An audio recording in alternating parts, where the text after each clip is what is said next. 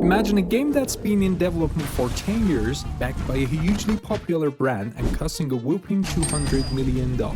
If you follow the gaming industry, you might have noticed that Suicide Squad has had a rocky journey even before its release. I expected it to be bad, but it was surprising how quickly it hit rock bottom. This was especially shocking because it was developed by Rocksteady, the same studio behind the acclaimed Batman series. Rocksteady revolutionized superhero games with the Batman Arkham series, which was both critically acclaimed and financially successful.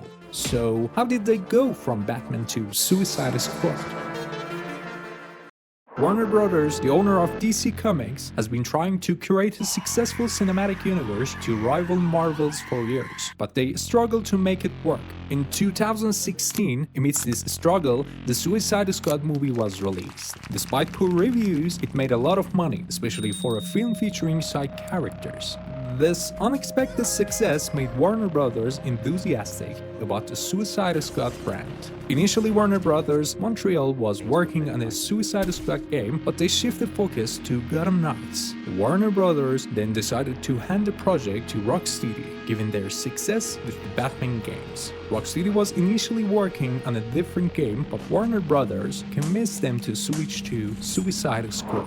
Originally, Suicide Squad was planned as a story-driven game, much like Rocksteady's previous titles. However, the success of games like Fortnite and Destiny 2 in 2017 made Warner Brothers rethink their strategy.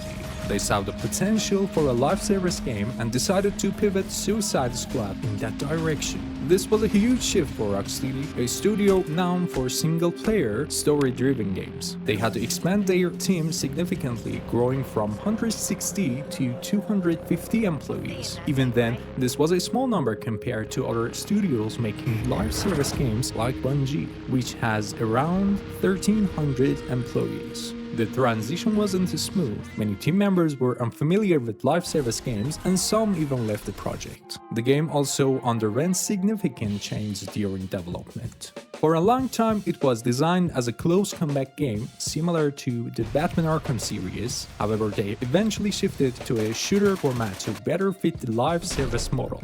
Despite these challenges, Rocksteady pushed forward. The result was a game that, while ambitious, struggled to meet the high expectations set by its predecessors. Questions like, why did this character use a gun, were common, and they were valid. But the answer remained the same: we had to do it. Initially, the game was expected to release around 2019, but it was only officially announced in 2020, with the plan released in 2022. However, the team knew they couldn't meet the 2022 deadline. The game's world was intended to be vast, with a complex structure and 4 playable characters, each as deep as Batman. Achieving this without prior experience in such a structure was challenging.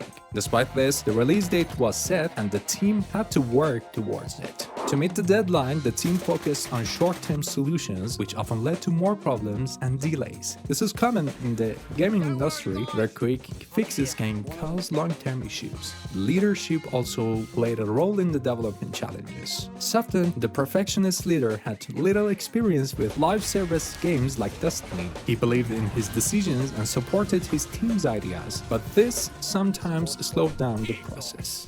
Sefton also rewrote the game's scenario midway through development, which affected team morale. For example, there was an idea to add vehicles to the game, but it was scrapped because it didn't fit the game's structure. Additionally, the 4 characters were initially designed with different travel systems, but this was changed to make them all more agile and capable of flying, which made more sense for gameplay.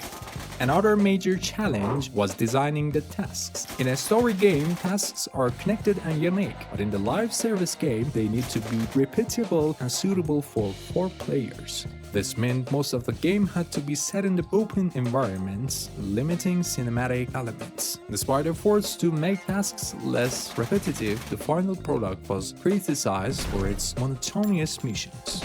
As the release date approached, the team hoped everything would come together, as it often does in game development. Despite the chaos, they believed the game would perform well. This optimism was shared by Warner Brothers, who were excited about the game's potential, especially after seeing its graphics. However, a major blow came when the studio's founding partners, Sefton and Jamie, suddenly left the company.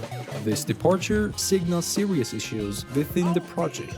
Similar situations have occurred before, like with the Hellblade, where the founder left just before the game's release. The departure of the founders affected team morale, but they hinted at their reasons, citing pressure and agreements with Warner Brothers as factors. After they left, the game was finally ready to be showcased to players. A long gameplay video was released, giving a glimpse into the game. I saw a 10-minute gameplay video and were completely disappointed. Sure, the graphics looked good thanks to Warner Brothers, but it felt like a generic service game. This game, which seemed like a bad service game, was not well received by me.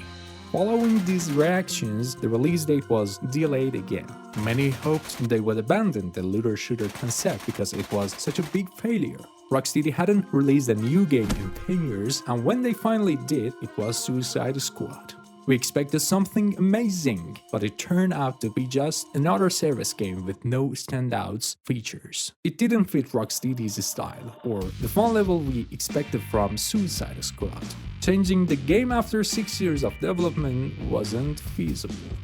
The game was finally released in February 2024. Despite the development troubles, the team trusted certain aspects of the game, like the funny dialogues and graphics. And to be fair, the graphics were really good and the dialogues were funny, especially for a service game. The story had its moments, but these elements weren't enough to sustain long-term engagement, especially for a service game. About a month after the game's release, the Warner Brothers employee reviewed the results and admitted they had messed up. Nothing went as planned. If it weren't for the success of Hogwarts Legacy, which is an open-world story game and not a service game, Warner Brothers might have had to cut back on the game investments due to the financial hit from Suicide Squad. Hogwarts Legacy sold millions and was the best-selling game of the year, saving Warner Brothers from a double disaster. Be careful, Warner Brothers. Despite the failure, there's a silver lining. Rocksteady is reportedly working on a new game, and it's said to be a story-driven game, not a service game. This is good news because Rocksteady excels at story games. It's important for companies to understand their strength and not just follow trends blindly. If you enjoyed this video, don't forget to like, subscribe, and hit the bell icon for more gaming content. Let me know in the comments what you think about the Suicide Squad game and if you are excited about Rocksteady's next project. Thank you for watching, and I'll see you in the next video. Peace!